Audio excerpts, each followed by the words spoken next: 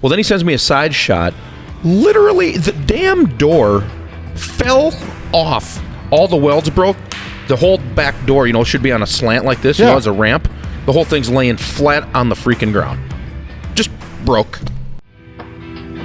Real cars, real guys, and real talk. Live from the gearbox at Unique Classic Cars.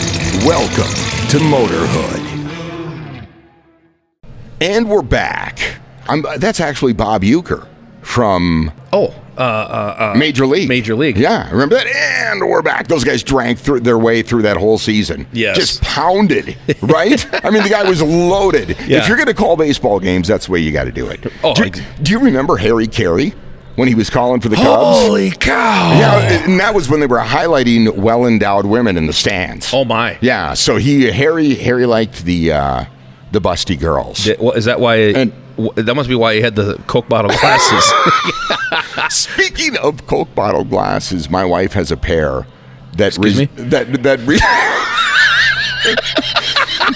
that resembles that. Oh, yeah? So whenever she puts them on, I'm like, "Hey, Harry, what's up?" Hey, and it just drives her absolutely mad. Does she get it? Yeah, she didn't.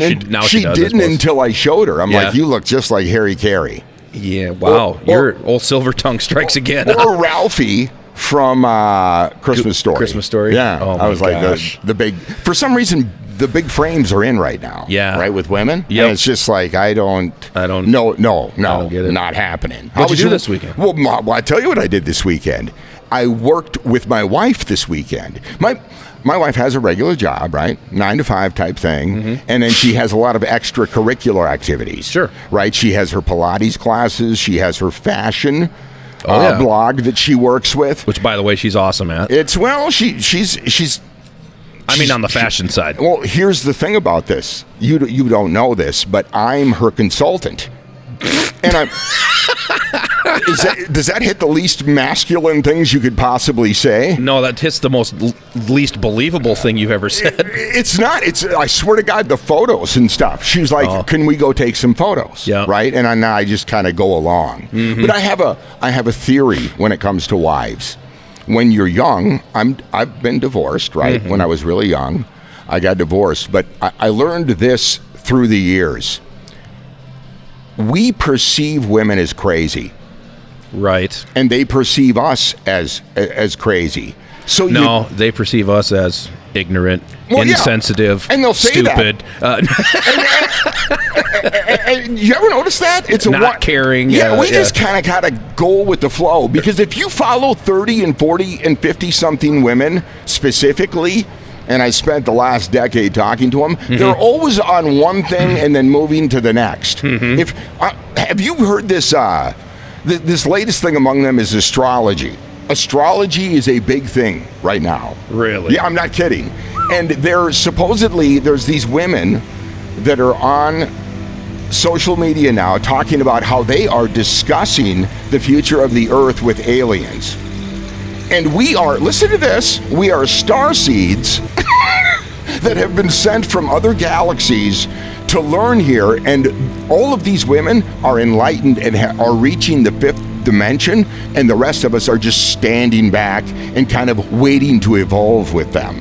I'm not going to lie, all of that sounds like it just came right out of Uranus. See what I did there? But the reason I say that is we just go along, and as you age, you just kind of go along with them. Like, I'm going to start this now, or I'm going to do this now, or I believe this now. And that's great. Flavor of the month thinking. Flavor of the month thinking. This is the next greatest thing. Why? Well, because I just read this, or I just watched that, or so-and-so. I'm like, are you... Remember last week when that was the latest hot thing? What the hell? Does your wife change like that constantly? Oh, my gosh. I don't know what's going to happen from one year to the next. Mm-hmm. I don't, because there's going to be some hot thing that's going to come along, and they're just going to follow through. Or like whether it's food or diet or this or that, it's like, oh, my gosh. The food, don't get me started on food. Do you have the real problem of what would you like to eat? Or let's go out to eat, and then you ask them, where do you want to go? Oh, we all know that answer. I don't know. Yeah, I don't know. And then you start naming How about places. Mexican? Nah, I don't really want Mexican. No. Oh, how about Italian? Like a good burger joint? Nah, not really. Well, what about Italian? No. Yeah, that place is going to be busy. Okay, I have an idea. How about you tell me where the beep you want to go, Right. and we'll go there. Because all guys want to do is fill the hole. No truer words have been said. That is the honest to God truth. Yeah, So, yeah. but The perception is, anytime there's a difference of opinion, it's, oh my gosh, they're nuts, and then they're thinking, oh my gosh, my husband's a blockhead, Right. And that's as old as history. You don't get to have an opinion. When your wife gets ready for a night out and she comes downstairs and she says, how do I look? You don't get to give any other answer than you look fantastic. Yeah, ladies, if you happen to, I want you to comment on this podcast if you watch this on YouTube when you come out of the bedroom or the bathroom, wherever you get dressed, and you come out and you say, how do I look? Be honest. Put in the comments, what exactly should we say? Now, we know that there's only one right answer. Right. You look amazing. That's so it. I think we can both agree to that, right? But what other answers are acceptable in that case? I'd be real interested to see that in the comments. Super Bowl coming up this weekend. Yes. What do you think? I can never get you to commit. You're always hemming and hawing like, well, maybe. And just give me a prediction and a score. Well, and a score. Well, whatever. Who do you think's going to win? I think. You're doing it right now. Hey, quit interrupting, man. You're doing it. I mean, you're hemming and hawing. It's like you believe something. Yeah, or I do. You want. The Chiefs are going to win, but I'm going to tell you something. They're going to be down at halftime. No. They're going to be down at halftime, and they'll come back. It's not going to be a game winner at the end of the game. It'll be, halfway through the fourth quarter, they'll take the lead, and it'll be over. That's my prediction. In classic Chiefs fashion. So what you're doing is you're basically laying out the script that we all know has happened all season long. Chiefs fall behind. You are. That's exactly what you're doing right now. Chiefs fall behind. It's looking like, oh, this could be it. Late in the fourth quarter, they're going to get a call, some kind of a controversial call, and then Mahomes is going to go down and win the game. Yeah. That's what's going to happen. Sounds good. Right? we'll go with that. Sounds good. We're going to talk a little bit about restoration versus preservation today. Can we take a quick stroll through the body shop? Because to me, that's one of the coolest places we have. Absolutely. We have a GTO, though, over at the body shop right now that's getting frame off, all of it done. Yeah, the customer brought it in. He's had the car for quite some time. It's his baby, and he kind of got to the point where it's been sitting in the shed for how many years, and he's like, screw it. This is the year I'm doing it. We're going crazy on it. We're doing a complete frame-off restoration. The body's on the rotisserie. The frame is sitting over here. We'll get that blasted and powder-coated. The body's getting done. Like I said, that's on the rotisserie right now. The interior will be new. The drivetrain, every last brake line and hose and bushing and everything's going to get done. So that car will be pretty close to a brand new GTO when she's done. Well, we did run some B-roll, so you can take a look in there. But like you said, restoration versus preservation. Some guys just want to keep it the way it originally was. Right. And that's all the imperfections. They still love the car. Absolutely. But we can improve ourselves as well. Right? That's an understatement. Do you go to the gym? Does it look like I go to the gym? Yeah, well, it's just the guys do. You say you're not. I used to. I haven't now for a while. Why I don't? Yeah. Time. Is it time? Mm-hmm. I agree with you there. But I do enjoy going, right? It's just like one of those things I tell guys, that will get you further than a lot of other things as far as motivation, feeling better, and just kind of moving forward. I need to get back to it. So now you're telling me that you also go to the body shop? I need to go to the body shop. I haven't been in a very long time. It's probably been 8 months. Yeah. I need to get. I'm pushing a year for sure. I need to get back. Yep. Yep. I know that feeling. Okay. Are you a practical joker, George? I'm not a practical joker. Are you? Yeah. Really? I've been. I'm dying to hear this. You got to give me one. I suppose I could. Well, what?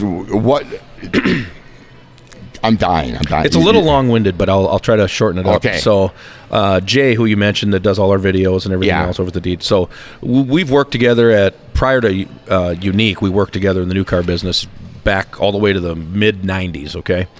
So this has been going on for like 30 years. We're like grumpy old men, kind of. Yeah. How they're always picking on each other. Anyways, he thought it'd be funny one time to I had a longer dress coat, you know, and he thought it'd be funny. He filled all my pockets in this coat, and they're big, deep pockets, you know, filled all the pockets with popcorn.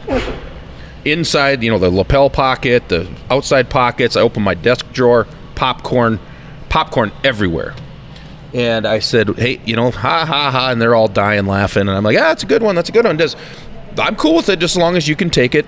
You know, it's a two-way street. Right. It was about February. And in 96, 97, this was, I don't know if we've talked about yet, but Jay's a big Mustang guy. And at the time, he had a dealership demo, which was a Mustang. So when he went to lunch, I went into action. I went back to the parts department. I grabbed a quart of motor oil. I went out, you know, so it's, you know, like I said, it's February, so it's, you know, teens degrees, 20 degrees, whatever. So I went out under the hood and I poured motor oil on both exhaust manifolds, because what everybody does, of course, about a half hour, you know, so we closed at 6 o'clock. So 5:30, all the salesmen go out, they start their cars and let them warm up for a while, right? So I'm like, oh, this will be good, you know, and then, so I do that, and I'm like, God, what else could I do? And then it dawned on me, I had someone else that was at work that I knew. They had a couple of big dogs. They had a couple of golden retrievers. And again, it's February, so I called them when they were on their lunch break, and I said, hey, I know this is going to sound really weird, and I'll pay you, but I need you to go out in your front yard or your backyard. I need you to pick up about a dozen frozen dog turds. And I got this dead silence. Like, you want me to do what? I was like, just do it. I'll pay you. I'll buy you lunch. I don't care, whatever. So they came back in with a Ziploc baggie full of frozen dog turds. I went ahead and put those under the hood in between the manifold and the spark plugs. You know, there's a gap right there. Yeah. So there was frozen dog turds there, and I put a few on the intake manifold too. And I'm like, okay, I'm good.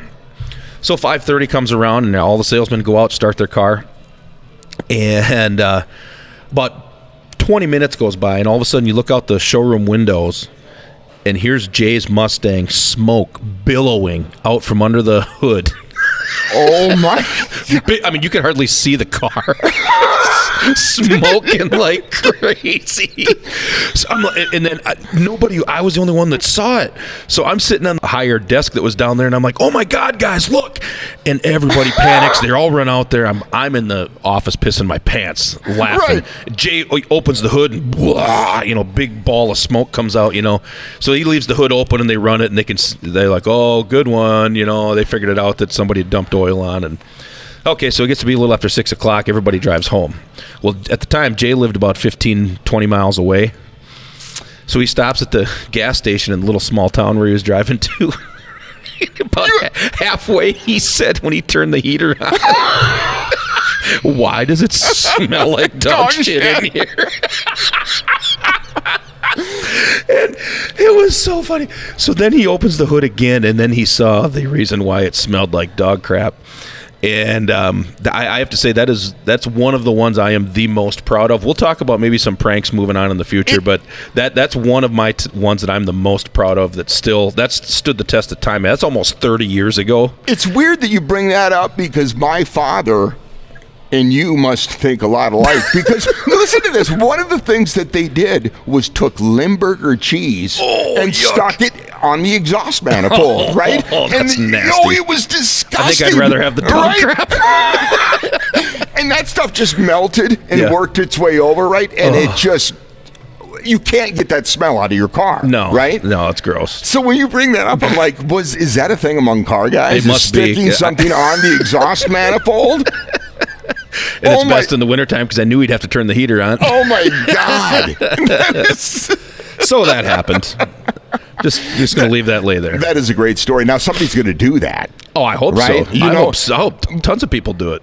I'd love to hear more stories of things that car guys do to each other. Oh, I got a few more. That's funny stuff. Yeah. That is good stuff. Next episode, we're going to talk about the next generation that's driving car sales too. We'll bring that up because there's some cool cars out there, but it's millennials, believe it or not. Absolutely. And it sounds like it's 80s, 90s, and 2000s.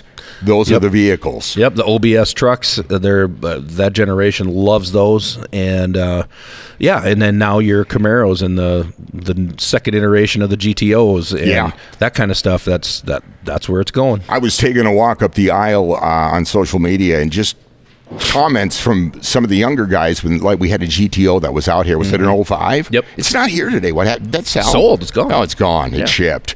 But we'll get into a little bit more of that because there's some cool cars out there, and it's a different generation. It's not all just 40s, 50s, and 60s anymore. That's right. Right? You know, I just thought of something frightening.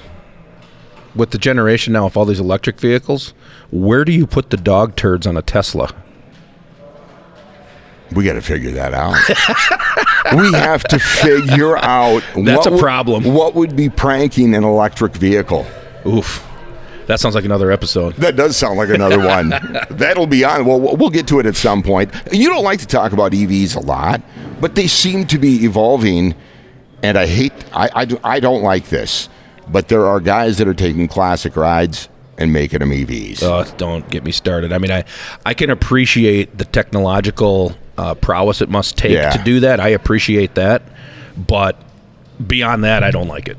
You know, George, I forgot to tell you when I was at Barrett-Jackson, invariably, every time I leave, every time I'm gone, some crazy shit happens.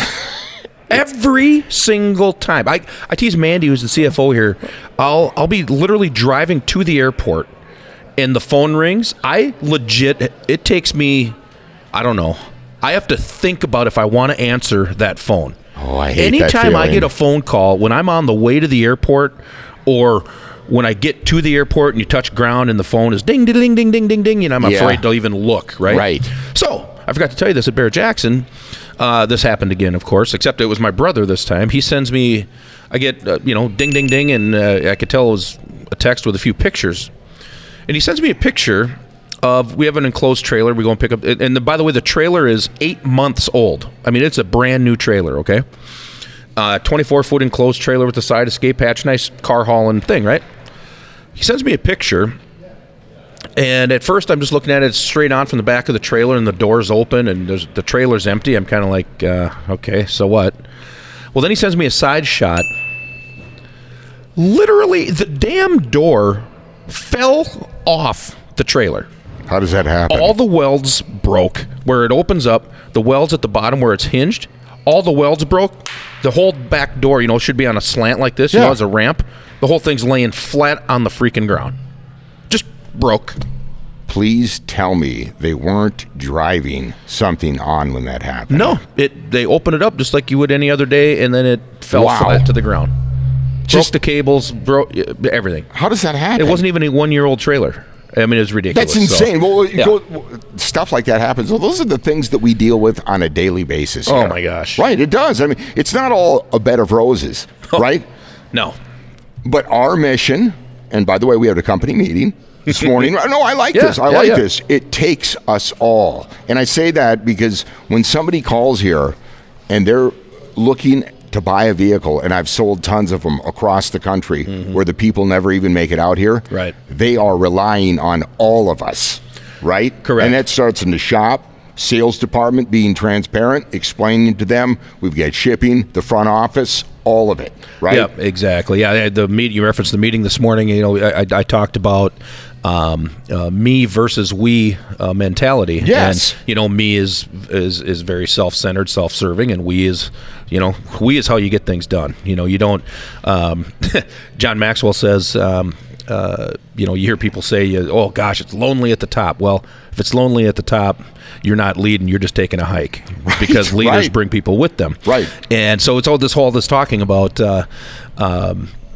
Getting everybody, there's not one person here, including me, that makes this place fly. Right. We've got 50-some employees, and it is absolutely a team effort, and I'm blessed and happy that we have the team that we do, because everybody here is killing it, and that's what makes us as successful as we've been and continue to grow as we do. It applies to everything in life. You can go to sports, you can go to anything. Wherever they play as a team, they may not even have the marquee player, but if they play as a team, they win. That's correct. Isn't that crazy? Yeah, right? that's awesome. And people that's just a mentality. Yep. And if you develop that culture anywhere, you're going to win. Everybody's out for themselves, so to speak, especially in today's society. It's very much a me, and instant gratification world. And so working as a team sometimes is a foreign thing. Or if you do, even if you're on a team, you're not necessarily working as a team because you're still, I want to be better than this guy and this girl and so on. So, so getting that mind shift that, the greater whole is going to be bigger and better than you as an individual ever will be.